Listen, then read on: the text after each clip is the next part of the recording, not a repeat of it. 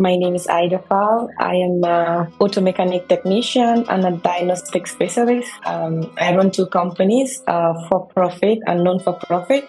And for the profit, it's Faal Autos. Faal, it's an online vehicle solution center that connect the auto industry to technicians and the general public. And we also provide mobile mechanic services also.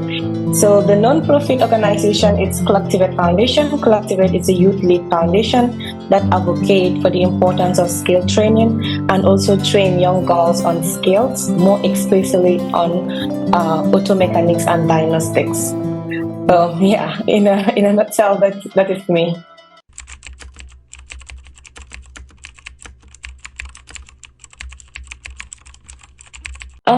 Well, I can say that I grew up in Latrikunda Savage. So if you hear Latrikunda Savage, that's the center of spare parts, like youth spare parts in the Gambia. So growing up, I pretty much play with spare parts all over. But then when I finished high school, then I went to business training center. I studied IC and business studies and then major in business law. So upon graduation, the job hunt wasn't so easy on my side. So then I had to sit a whole year at home trying to reflect what else can I do. So there was this lady who was our neighbor, and she was the first woman that I know in the Gambia who was in the spare part business. Her name is Aissatou, and I usually call her Auntie Aissatou. So this woman will bring used spare parts from Europe to the Gambia with a container, offload it, um, distribute it to spare part dealers and also to the public vehicle users. So every time I see her coordinating it, doing it, I feel so inspired. I'm like, oh my God, this is a woman who is doing all this. And obviously she's managing her business very well. She's her own boss. So from a very early age, I always wanted to become my own boss. So then I was like, oh, okay. Someday I want to be like Auntie Aissatou. But then I did not know where to start.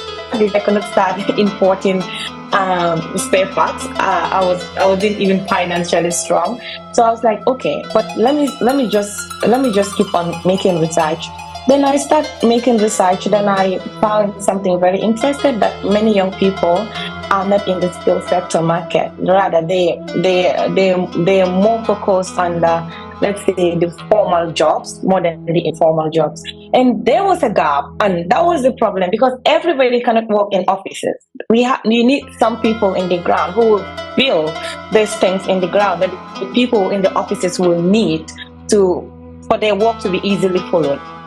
So I was like, okay, this is something that I could really do.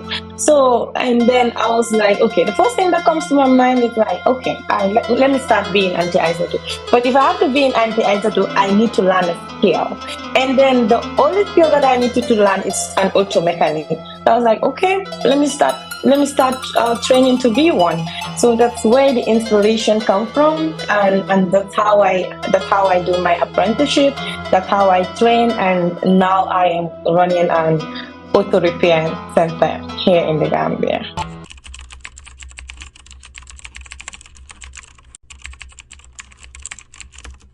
So the challenge that I have is the woman attached to my business, a woman mechanic, a female mechanic. That has remained a challenge. I have a very good friend. He is a car dealer. He sold cars in the Gambia. He's my good friend.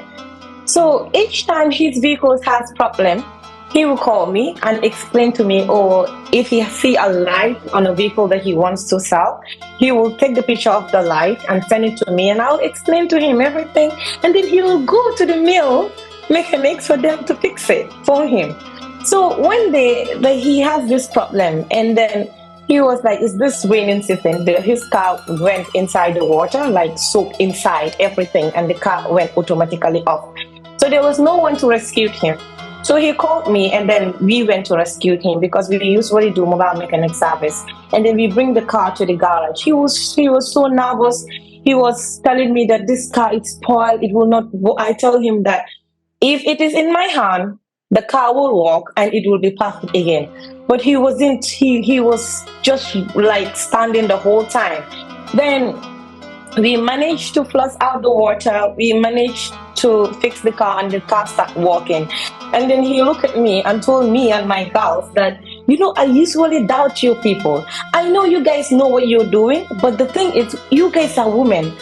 I pity you, and other times I feel like this work is just not for you. So that's why I have not been bringing my vehicles for you to maintenance. But from now on, I'll start bringing this cars to you to maintenance. So this has been a challenge. Even though we're in the industry, we are digitalizing the industry, we are bringing new innovative in the industry, and we breaking the barriers and breaking the glass ceiling. But people still, because of the female, because of the woman, people still are not supporting our businesses because it's the woman that is attached to our name. And I'll just keep on telling them that we know what we are doing, because we have also have that in our back of our mind, that this is a big challenge, and this is the challenge that we have to break. So that's why we have to master our skill triple times. Anything that we do, we know that we have to do this with absolutely everything inside us, because we don't want to fail, and we don't want to make them think that, yes, whatever they were saying about a woman in a male-dominated field, it's true. So that has remained a very big challenge. Still now, people are not coming to offer our services. People are still there. They can support us on social media, but in real life, still, they're not coming because of the woman. So that has remained a challenge, and it's still a challenge. Yeah, so the people that I work with, one, it's Bintu Conte. She has been really supporting from the starting. She's my aunt. But when I wanted to become a mechanic, there was a challenge, because in my family, I'm the first person who was like going to the technical field. My mom was not supportive of it, but she supported me whole time, giving me advices, pushing me. So she has been really supportive, and she helped me with my finances. And I have Chef Faal. She's in UK.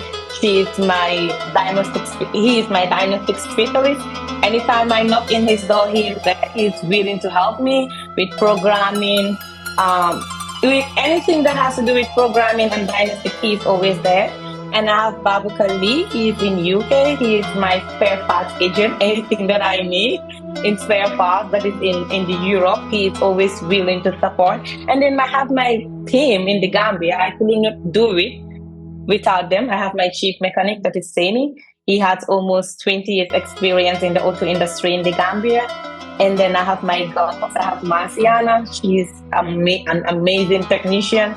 I have Alice. She's also very well in electrician, and also an auto fault finding specialist. So these are the team that I work with. I could not have done it without them. I'm telling them thank you for trusting me and supporting me all the way.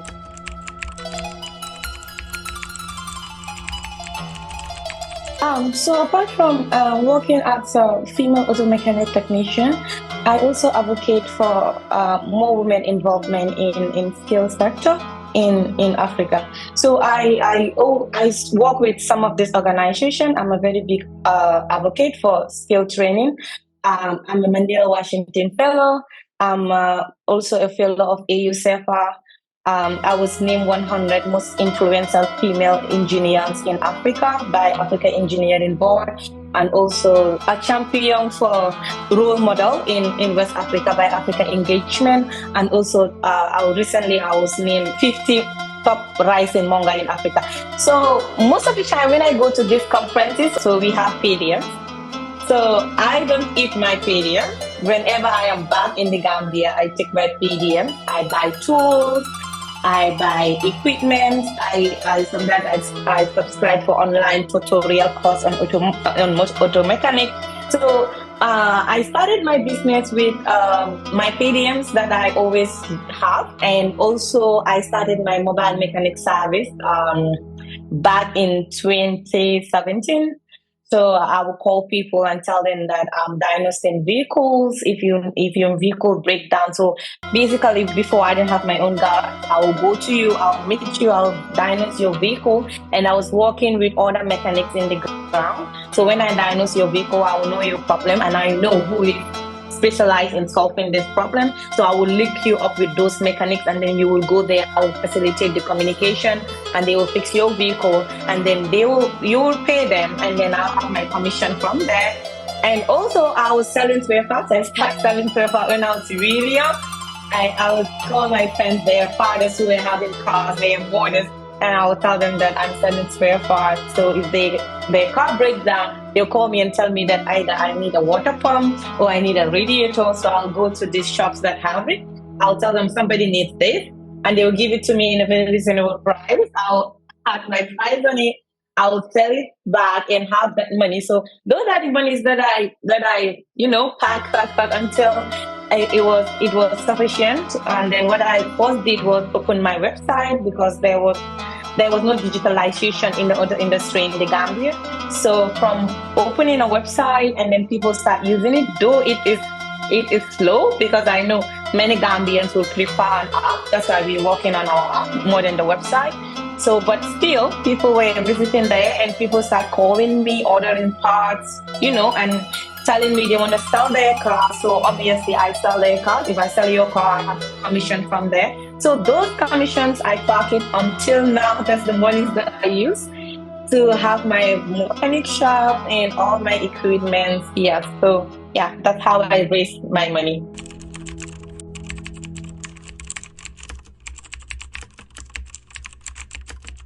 Right now, in the industry that is trying to digitalize the industry in the Gambia, we have one competitor. So yeah, I always told them that they are my big brother and I'm their big sister. So I think how we manage to lead the industry is by innovative and decentralization solutions that we use, like our MMS, that's our mobile mechanic service. That's really, really, really, let's say it's really fast and also it's convenient because we bring in the garbage to the people that we know that people now don't trust their cars with mechanics because they don't know who is qualified, and also they want the convenience of their vehicle being service in the comfort of their homes, at their office spaces. And also, if you have a breakdown, probably you're going to a trek in rural Gambia or you're from trek coming back or from weekends and your car have a breakdown, you can just go to our website and share your location, call us, and then we will meet you there and service your car. And also in our platform, you have everything in one. You have spare parts, you can connect with mechanic technicians, you can sell your car there and advertise your car there and even buy the car there. So these are the solutions that we bring into the auto industry that people are not doing. So that has give us an edge, and we're still using innovative because we're still trying to move forward. And then we're developing things. They're coming up very, very soon. So technology innovative has been really helpful.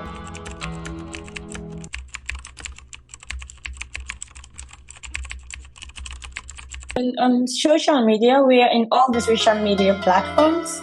We're in Facebook, Twitter, Instagram, TikTok. We are everywhere, and then we also give tips on safety on driving. We also give tips on the things that you have to use on common car faults. So these are all the things that we use to market ourselves, because we believe that we have to connect with our customers. We need to know their problem. They need to be our friends. So because if we don't know their pains, we cannot provide a solution for them. So this is something that we try to do very well. Even people that are not our clients, but who will always call us and tell us that their cars have issues, their mechanics have issues. And we are not only working for the clients, we are also working for the mechanics who are not using the diagnostic tools, who are using the programming tools. If they have challenges, they contact us. We guide them through. We tell them what to do. We go to them. We exchange services with them. So this is the things that we do to market ourselves, and also we use mouth-to-mouth marketing, which I'm very good at.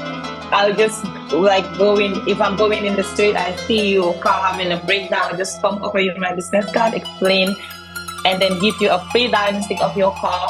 Even though if you go to your mechanic, but anytime else you have the same problem or similar problem, you will always call me and then I'll guide you through. So these are the things that we do to market ourselves, and yeah, it's slow, but it's paying off.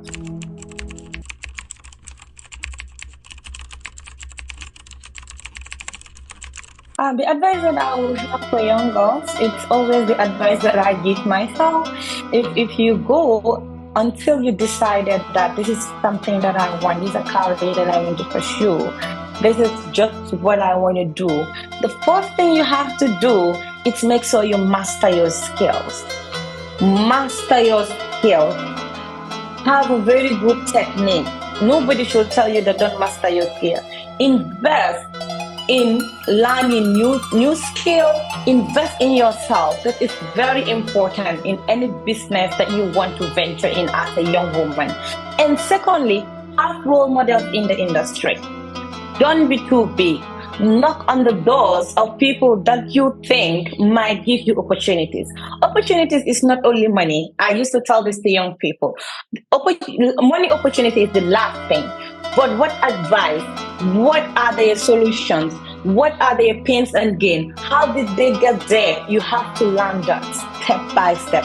And the other things I will always tell young people, especially if you want to have a career in the industry, like the technical industry, apprenticeship.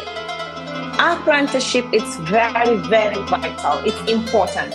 Make sure you have a place, a company, or firm. Anything, it's whatever trade you want to do.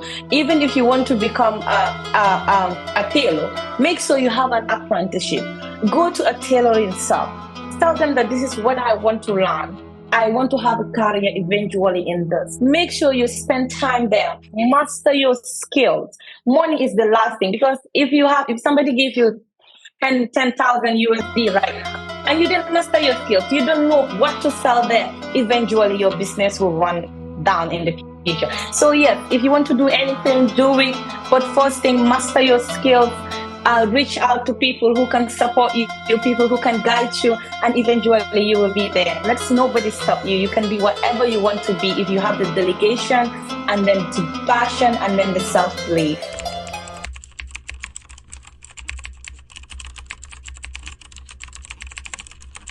Well, I always tell people that everybody needs support, but I need collaboration. What I need right now, it's not more of a support, it's more of collaboration, it's more of partnership.